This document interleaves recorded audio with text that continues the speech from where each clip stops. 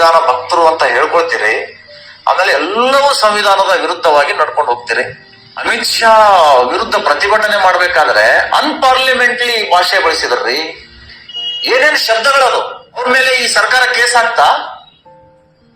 ನಾವು ಬರೀ ಸಿದ್ದರಾಮಯ್ಯ ಡಾಕು ಅಂತ ಹೇಳಿದೀವಿ, ಮುಖ್ಯಮಂತ್ರಿನೂ ಅಂದಿಲ್ಲ, ಪೂರ್ವ ಸಮಾಜದ ಲೀಡರ್ ಅಂದಿಲ್ಲ, ಏನೂ ಅಂದಿಲ್ಲ. ಆದ್ರೂ ಕೇಸ್ ಹಾಕಿ ನಮಗೆ ಸಮಸ್ಯೆ ಮಾಡಿದ್ರಿ. ಇವತ್ತು ಅಮಿತ್ ಶಾ ಬಗ್ಗೆ ಅವ್ರು ತಲೆ ಕಡಿತೀನಿ ಅಂತಾರೆ. ನಾಲಿಗೆ ಕತ್ತರಿಸಿದವನಿಗೆ 1 ಕೋಟಿ ಕೊಡ್ತಾರಂತೆ. ಮನೆಗೆ ಹೋದ್ರೆ ಇವ್ರಿಗೆ ತಿನ್ಲಿಕ್ಕೆ ಅನ್ನ ಇಲ್ಲ. ದುಡಿಮೆ ಇದ್ರೇನೆ ಅನ್ನ ಇರುತ್ತಲ್ಲ, ದುಡಿಮೆನೆ ಬೇಕಾಗಿಲ್ಲ ಅವ್ರಿಗೆ.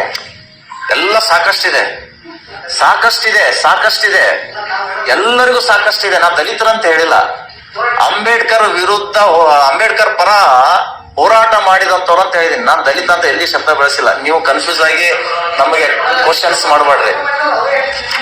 ಅಂಬೇಡ್ಕರ್ ಅನುಯಾಯಿಗಳಿಗೆ ಅಪಮಾನ. ಗುಲ್ಬರ್ಗಾದ ಸಿದ್ಧಲಿಂಗ ಸ್ವಾಮೀಜಿ ವಿರುದ್ಧ ಹರಿಹಾಯ್ದ ದಲಿತ ಮುಖಂಡರು.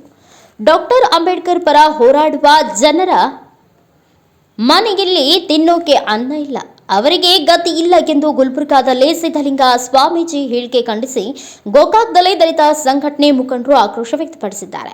ಸಿದ್ಧಲಿಂಗ ಸ್ವಾಮೀಜಿ ಅವರು ದುಡಿದು ತಿನ್ನಲಿಕ್ಕೆ ಪಟ್ಟಾಭಿಷೇಕ ಮಾಡಿಸಿಕೊಂಡಿಲ್ಲ, ಅವರು ಕೂಡ ಭಿಕ್ಷೆ ಬೇಡಲಿಕ್ಕೆ ಕಾವಿಕೊಂಡಿದ್ದಾರೆ. ಅಷ್ಟೇ ಅಲ್ಲ, ಕೇವಲ ಅಂಬೇಡ್ಕರ್ ಪರ ಇದ್ದವರಿಗೆ ಅಲ್ಲ, ಎಲ್ಲ ಕಡು ಬಡವರಿಗೆ ಆನಕಿಸುವಂತಿದೆ ನಿಮ್ಮ ಹೇಳಿಕೆ ಎಂದು ದಲಿತ ಮುಖಂಡೆ ಮಂಜುಳಾ ರಾಮಗಾನಟ್ಟಿ ಅವರು ಸ್ವಾಮೀಜಿ ವಿರುದ್ಧ ಹರಿಹಾಯ್ದರು. ಇನ್ನು ದಲಿತ ಸಂಘಟನೆಯ ರಾಜ್ಯ ಸಂಚಾಲಕಿ ಕಮಲಾ ಕರೆಮ್ಮನವರ್ ಇವರು ಸಿದ್ಧಲಿಂಗ ಸ್ವಾಮೀಜಿ ಅವರಿಗೆ ನಮಗೆ ಬಾಬಾ ಸಾಹೇಬ್ರು ತಿನ್ನಲಿಕ್ಕೆ ಅನ್ನದ ಜೊತೆ ಕಾನೂನಿನ ಅರಿವು ಕೂಡ ನೀಡಿದ್ದಾರೆ. ಒಂದು ವೇಳೆ ನೀವು ರಾಜಕಾರಣ ಮಾಡುವುದಾದರೆ ಕಾವಿ ಕಳಚಿ ಬಂದು ರಾಜಕೀಯ ಮಾಡಿ. ಇನ್ನು ನೀವು ಹೇಳಿದ ಮಾತು ಬಡವರಿಗೆ ನೋವನ್ನ ಉಂಟು ಮಾಡಿದೆ.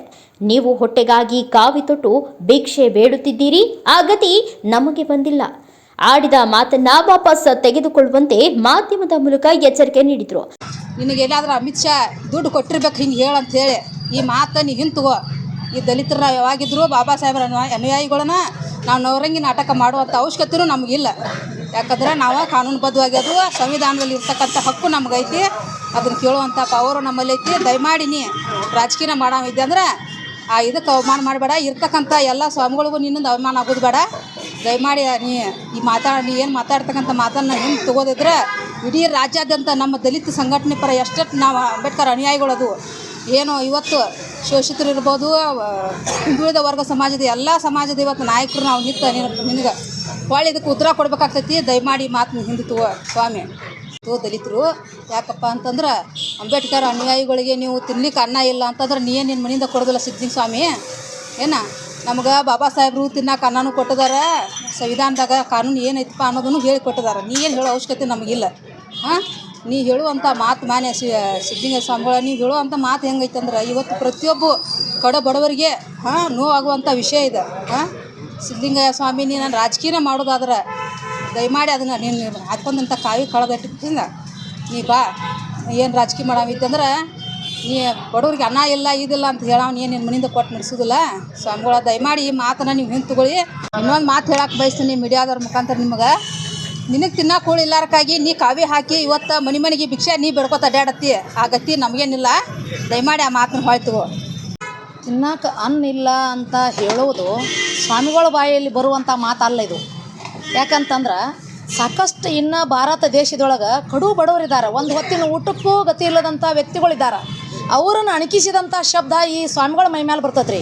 ಸ್ವಾಮಿಗಳು ಏನೋ ದುಡ್ದು ತಿನ್ಲಕ್ಕಾಗಿ ಕುಂತಿಲ್ಲ ವೇದಿಕೆ ಮೇಲೆ. ಅವರು ಪಟ್ಟಾಭಿಷೇಕ ಮಾಡಿಕೊಂಡು ಅವರು ಭಿಕ್ಷಾ ಬೇಡಕನ ಕಾವಿ ಡ್ರೆಸ್ಸನ್ನು ಹಾಕ್ಕೊಂಡಾರ. ಅವರೇ ಮೊದಲು ಭಿಕ್ಷಕರು. ಅವರು ವೈಚಾರಿಕವಾಗಿ ಭಿಕ್ಷೆಯನ್ನು ಬೇಡೋದು ಎತ್ಕೊಳ್ಳೋಕೆ ಹುನ್ನಾರ ನಡೆಸ್ಯಾರ. ಮತ್ತು ಈ ಉಳಿದಂಥ ಬಡವರು ಭಿಕ್ಷೆ ಬೇಡ ತಿಂತಾರಂತ ಹೇಳ್ತಾರಲ್ಲ, ಇವ್ರಿಗೆ ಸಿದ್ಧಲಿಂಗ ಸ್ವಾಮಿಗಳಿಗೆ ಸಲ್ಲುವಂಥ ಮಾತು ಇದಲ್ಲ. ಅಂತಂದ್ರೆ ಯಾರನ್ನೋ ನೀವು ಜಾತಿಗೆ ಆಧಾರವಾಗಿ ನಾ ಮಾತಾಡಿಲ್ಲ, ದಲಿತರಂತ ಹೇಳಿಲ್ಲ ಅಂತ ನೀವು ಹೇಳ್ತೀರಿ. ಇದಕ್ಕೆ ಎಲ್ಲ ಹಿಂದುಳಿದಂಥ ನಾಯಕರು ಮತ್ತು ಅಲ್ಪಸಂಖ್ಯಾತರು, ಇನ್ನುಳಿದಂಥ ಎಲ್ಲ OBC ಅವರು ಪ್ರತಿಯೊಬ್ಬರೂ ಈ ಸಂವಿಧಾನದ ಹೋರಾಟದ ಪರವಾಗಿದ್ದಾರೆ. ಸಂವಿಧಾನದಲ್ಲಿ ಬರ್ತಕ್ಕಂಥ ಎಲ್ಲ ವಿಚಾರಗಳನ್ನು ತಮ್ಮ ಮೈಗೂಡಿಸಿಕೊಂಡು ಮಾತಾಡುವಂಥ ವ್ಯಕ್ತಿಗಳಿದ್ದಾರೆ ಇದ್ರೊಳಗೆ. ಇವರನ್ನು ನೀವು ತಿನ್ನಕ್ಕೆ ಕುಳಿಲ್ಲ ಅಂತ ಹೇಳ್ತೀರಲ್ಲ, ನಿಮಗೆ ನಾಚಿಕೆ ಬರೋದಿಲ್ಲೇನ್ರಿ ಸಿದ್ಧಲಿಂಗ ಸ್ವಾಮಿಗಳೇ? ಯಾಕಂತಂದ್ರೆ ನಿಮಗೆ ನಾಚಿಕೆ ಬರಬೇಕು ಈ ವಿಚಾರನ. ನೀವು ಒಬ್ಬರು ವೈಚಾರಿಕ ಚಿಂತಕರು ಮತ್ತು ನೀವು ಸಂಸ್ಕಾರವಂತರು ಅಂತ ಹೇಳ್ಕೊಳ್ತೀರಿ. ಸಂಸ್ಕಾರವಂತರು ಅಂತ ಹೇಳ್ಕೊಳ್ಳಿಕ್ಕೆ ನಿಮಗೆ ಏನು ಯೋಗ್ಯತೆ ಇದೆ? 12ನೇ ಶತಮಾನದಲ್ಲಿ ಬಸವಣ್ಣವರು ಹಾಕಿಕೊಟ್ಟಂಥ ಮಾರ್ಗದಲ್ಲಿ ಮೊದಲು ನೀವು ನಡೀರಿ ಅಂತಕ್ಕಂಥ ಮಾತನ್ನು ಮಾನ್ಯ ಸಿದ್ಧಲಿಂಗ ಸ್ವಾಮೀಜಿಯವರಿಗೆ ನಾನು ಎಚ್ಚರಿಕೆಯನ್ನು ಕೊಡ್ತಾ ಇದ್ದೇನೆ. ಬಸವಣ್ಣವರು ಸ್ಪಷ್ಟವಾಗಿ ಒಂದು ಮಾತನ್ನು ಹೇಳಿದ್ದಾರೆ, ಇವನಾರವ ಇವನಾರವ ಇವನಾರವ ಎಂದೆನಿಸದೆ ಇವ ನಮ್ಮವ ಇವ ನಮ್ಮವ ಇವ ನಮ್ಮ ಮನೆಯ ಮಗನೆಂದೆನಿಸಯ್ಯ ಕೂಡಲ ಸಂಗಮ ದೇವ ಅಂತಕ್ಕಂಥ ಮಾತನ್ನು ನೀವು ಎಲ್ಲ ಜಾತಿ ಎಲ್ಲ ಧರ್ಮದವರಿಗೂ ಒಂದು ಸ್ವಾಮಿಗಳಾಗಿರೋದನ್ನು ಕಲೀರಿ. ಇಲ್ಲಾಂದ್ರೆ ನೀವು ರಾಜಕಾರಣಕ್ಕೆ ಬರೋದಾತಂದ್ರೆ ಈಗೇನು ಕೆಂಪು ಡ್ರೆಸ್ ಹಾಕಿದಿರಲ್ಲ ಇವನ್ನ ಕಳೆದ ನಿಮ್ಮ ಮನ್ಯಾಗಿಟ್ಟು ಕಾವಿ ಡ್ರೆಸ್ ಹಾಕ್ಕೊಂಡು ಬಂದ ಮೀಡಿಯಾ ಮುಂದೆ ಮಾತಾಡ್ರಿ ಅಂತಕ್ಕಂಥ ಮಾತನ್ನು ನಾನು ಈ ಸಂದರ್ಭದಲ್ಲಿ ಹೇಳಲಿಕ್ಕೆ ಬಯಸ್ತೇನೆ ಸಿದ್ಧಲಿಂಗ ಸ್ವಾಮೀಜಿ. ಅದೇ ರೀತಿ ಇನ್ನುಳಿದ ದಲಿತ ಮುಖಂಡರಾದ ಸತ್ಯಪ್ಪ ಕರ್ವಾಡೆ, ರಮೇಶ್ ಮಾದರ್, ರವಿ ಕಡ್ಕೋಳ್ ಸಿದ್ಧಲಿಂಗ ಸ್ವಾಮೀಜಿಗೆ ತಾವು ಆಡಿದ ಮಾತಿಗೆ ಕ್ಷಮೆ ಯಾಚಿಸದಿದ್ದರೆ ರಾಜ್ಯದಾದ್ಯಂತ ಎಲ್ಲ ದಲಿತ ಸಂಘಟನೆಯವರು ಮತ್ತು ಡಾಕ್ಟರ್ ಅಂಬೇಡ್ಕರ್ ಅನುಯಾಯಿಗಳು ಉಗ್ರ ಹೋರಾಟ ಮಾಡುತ್ತೇವೆ ಎಂದು ಎಚ್ಚರಿಕೆ ನೀಡಿದ್ದಾರೆ. ಬ್ಯೂರೋ ರಿಪೋರ್ಟ್ ಮನೋಹರ್ ಮೇಗೇರಿ, ಭಾರತ ವೈಭವ news, Gokak. Thanks for watching. Read, discuss and debate with editor Dr. Yan Prashant Rao. Wanted reporters in print, digital and visual media for Bharat Vaibhav Daily Newspaper, BV News 5 Channel and BV Fast Web News from all the talukas of Karnataka, Goa and Maharashtra. If interested, send your resume to 9019229369.